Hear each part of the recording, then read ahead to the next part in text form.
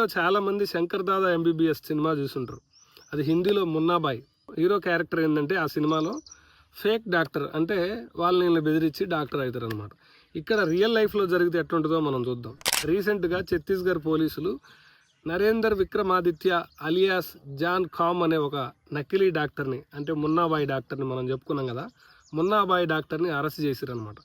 ఆయన ఏం చేసిందంటే మధ్యప్రదేశ్ రాష్ట్రానికి మాజీ స్పీకర్గా పనిచేసిన రాజేంద్ర ప్రసాద్ శుక్లాకి కార్డియాలజీ ఆపరేషన్ చేసి ఆయన యొక్క మరణానికి కారణమైండు. అయితే ఇన్ని సంవత్సరాల ఇన్వెస్టిగేషన్లో ఇది బయటపడ్డది అనమాట. అది కేవలం వాళ్ళ కొడుకు కంప్లైంట్ చేయడం ద్వారాగా ఇన్వెస్టిగేషన్ చేస్తే ఈ నరేందర్ విక్రమాదిత్య అలియాస్ జాన్ ఖామ్ డాక్టర్గా ఆయన పెట్టుకున్న పేరు, ఆయన ఆపరేషన్ జరుపుతూ ఉంటే ఆపరేషన్ టైంలోనే రాజేంద్ర ప్రసాద్ శుక్లా మరణించడం జరిగిందనమాట.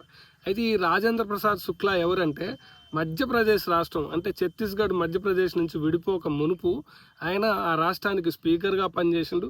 తర్వాత 3 దశాబ్దాల పాటు ఎమ్మెల్యేగా కూడా పనిచేసిండు అనమాట. ఆయన మరణానికి కారణమైనందుకు ఇతన్ని, ఈ విక్రమాదిత్య నరేందర్ అనే వ్యక్తిని బిలాస్పూర్లో పోలీసులు అరెస్ట్ చేశారు, ఛత్తీస్గఢ్ పోలీసులు. అయితే మధ్యప్రదేశ్లో ఉన్న ఒక ప్రముఖ ప్రైవేట్ హాస్పిటల్లో కూడా ఈయన ఇట్లనే కార్డియాలజీ ఆపరేషన్లు చేసి 7గురి మరణానికి కారణమైండు. దాని మీద కూడా దర్యాప్తు జరుగుతుందన్నమాట.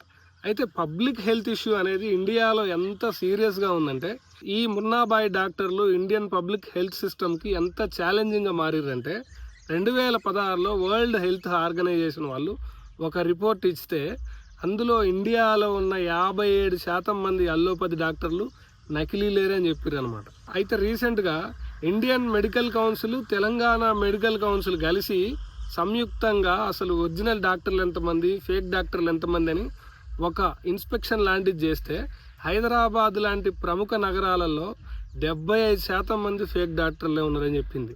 అంటే ఎంత సీరియస్ ఇష్యూ చూడండి ఒకసారి. అదే Indian medical council, Telangana medical council కలిసి ఖమ్మం జిల్లాలో జరిపిన ఇన్వెస్టిగేషన్లో 122 మంది ఫేక్ డాక్టర్లు దొరికారు. అంటే ఎంత సీరియస్ ఉందో చూడండి ఇష్యూ.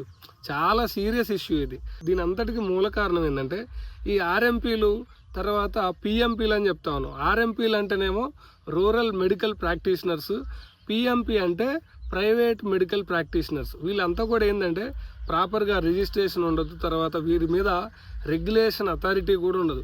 ఇప్పుడు ఎట్లా అంటే ఎంబీబీఎస్ చదివిన డాక్టర్లే కార్డియాలజీ అనే సబ్జెక్ట్లో వాళ్ళు పాస్ కాకపోయినా, రిక్వైర్డ్ క్వాలిఫికేషన్స్ లేకపోయినా సరే ఆపరేషన్లు చేస్తున్నారు. వీళ్ళంతా కూడా ఎంబీబీఎస్ చదివి ఉంటారు, ఫస్ట్ ఇయర్లో అనాటమీ అంటే బాడీ సైన్స్ చదివి ఉంటారు, కాబట్టి వీళ్ళకి ఎంతో కొంత అవగాహన ఉంది అనుకుందాం.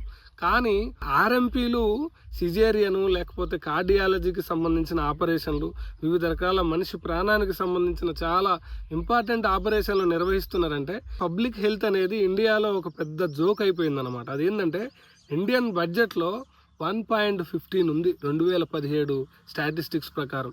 దాన్ని 2.somethingకి మార్చాలన్నది గవర్నమెంట్ రికమెండేషన్స్. ప్రపంచ దేశాలు పబ్లిక్ హెల్త్ మీద ఎట్లా ఖర్చు పెడతా ఉన్నాయి, భారతదేశం పబ్లిక్ హెల్త్ మీద ఎట్లా ఖర్చు పెడుతుంది అన్నది చూస్తే పబ్లిక్ హెల్త్ అనేది ఎంత నెగ్లిజింగ్ ఆస్పెక్ట్ అనేది మనకి క్లియర్గా అర్థమవుతుంది. సరే, coming back to the point. Rajendra Prasad Shukla అనే ఆయన 30 సంవత్సరాలు ఎమ్మెల్యేగా పనిచేసి, స్పీకర్గా పనిచేసిన, రాజకీయ అనుభవం ఉండి చాలా విషయాలు తెలిసిన వ్యక్తి. మరి అంత పెద్ద పబ్లిక్ ఫిగర్కే ఫేక్ డాక్టర్ ఆపరేషన్లు చేస్తే భారతదేశంలో ఉన్న 70,000 హాస్పిటళ్లలో 40,000కు పైచిలుకు ప్రైవేట్ హాస్పిటల్ ఉంటే మిగతా అన్నీ కూడా గవర్నమెంట్ హాస్పిటల్స్. మరి పేద ప్రజలు, అక్షర జ్ఞానం లేని వాళ్ళు, హెల్త్ మీద అవగాహన లేని వాళ్ళు హాస్పిటల్స్కి వెళ్తే వాళ్ళకి ఆసుపత్రిలో వైద్యం చేసేది క్వాలిఫైడ్ డాక్టర్సా లేకపోతే ఇలాంటి మున్నాబాయి డాక్టర్సా?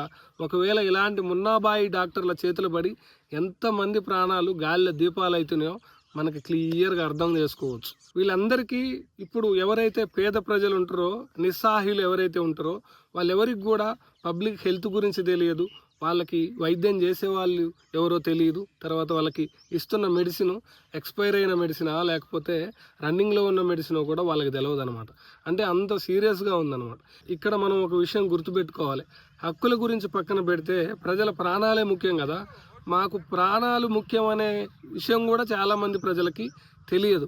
సీరియస్ ఆస్పెక్ట్ని మాట్లాడుకోవాలి.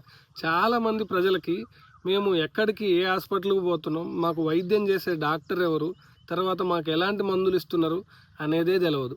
మరి అలాంటప్పుడు వాళ్ళకున్న హక్కులు ఏంటియో వాళ్ళకి ఎట్లా తెలుస్తుంది? వాళ్ళకున్న హక్కులు తెలుసుకోవాలనుకోవడం కూడా మన అమాయకత్వం కదా. అయితే 1996లోనే పశ్చిమ బెంగాల్ ఖేతీ మజ్దూర్ సమితి కేసులో సుప్రీంకోర్టు ఏం చెప్పిందంటే ప్రజలకు మెరుగైన వైద్యం అనేది ప్రాథమిక హక్కుల్లో భాగం అని చెప్పింది. అయితే ఇక్కడ ప్రజల ప్రాణాలకే భద్రత లేనప్పుడు హక్కుల గురించి మాట్లాడుకుంటే దానివల్ల ఉపయోగం ఏముంది?